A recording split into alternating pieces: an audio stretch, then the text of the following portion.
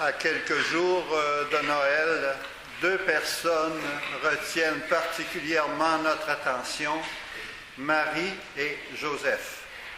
Deux personnes qui, au départ, n'ont rien en commun avec les riches et les puissants du monde. Deux personnes humbles et discrètes. Marie, à cause de son âge et de sa famille, qui n'a rien à voir avec la noblesse de son temps. Et Joseph, un homme mature, charpentier de son métier. Deux personnes en qui nous pouvons facilement nous reconnaître parce qu'elles font partie du monde ordinaire comme nous. Deux personnes qui peuvent cependant nous servir de modèle au niveau de la foi, de l'humilité et du service de Dieu. La foi de Marie et de Joseph n'est pas une foi aveugle. C'est une foi qui pose des questions avant de croire. Quand l'envoyé de Dieu annonce à Marie qu'elle va mettre au monde un enfant exceptionnel, Marie pose la question suivante. Comment cela se fera-t-il puisque je suis vierge? Même si ce n'est pas clairement exprimé dans l'Évangile du jour, le message que reçoit Joseph est une réponse. Et la réponse à une question qui peut ressembler à celle-ci.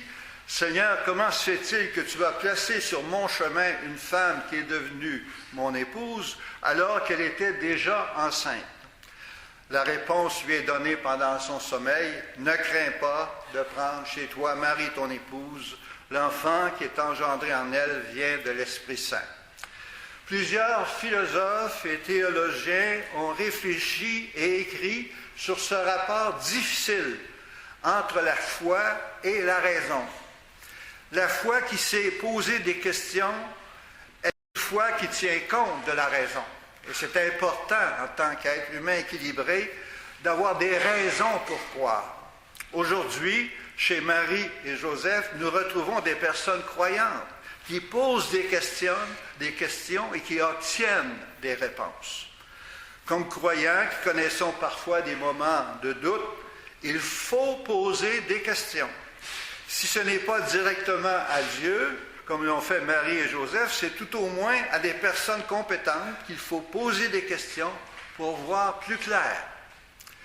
Joseph et Marie, des modèles au niveau de la foi, des modèles également au niveau de l'humilité et du service. Les orgueilleux qui se croient capables de tout expliquer et d'avoir toujours raison sont rarement des croyants. La foi ne s'enracine pas facilement chez une personne orgueilleuse. Marie et Joseph, devant le projet de Dieu qui fait appel à eux pour que son fils devienne l'un des nôtres, sont dépassés, mais non pas au point de s'entêter à dire « je ne suis pas digne, je ne suis pas digne ».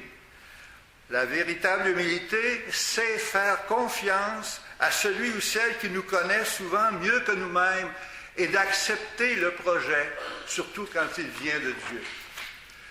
Dieu sait que nous ne sommes jamais dignes, mais il continue à faire appel à nos services, à notre engagement.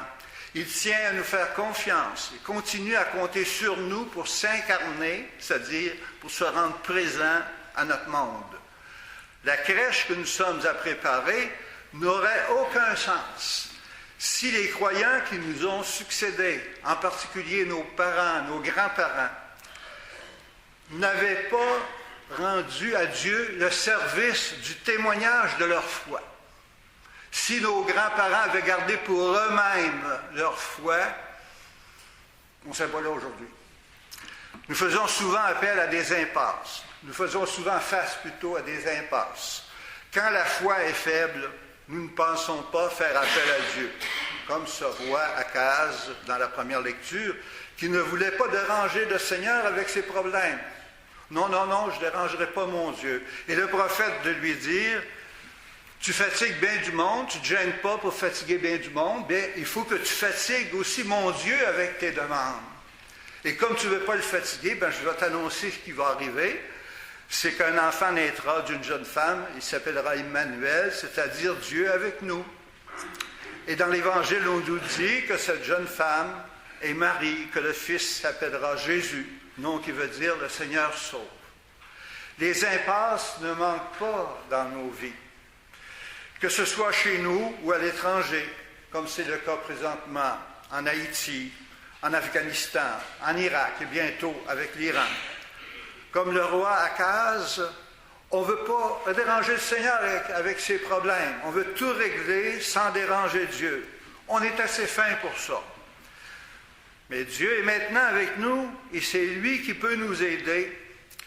Et il nous faut jouer le rôle du prophète Isaïe et ne pas hésiter à proclamer haut et fort notre foi en ce Dieu qui est toujours prêt à nous aider, à nous sauver. C'est le genre de service qu'en toute humilité et générosité ont rendu Marie et Joseph à leur époque et nous sommes invités à rendre à nos contemporains. Comme Marie et Joseph, vivons avec une foi qui sait poser des questions.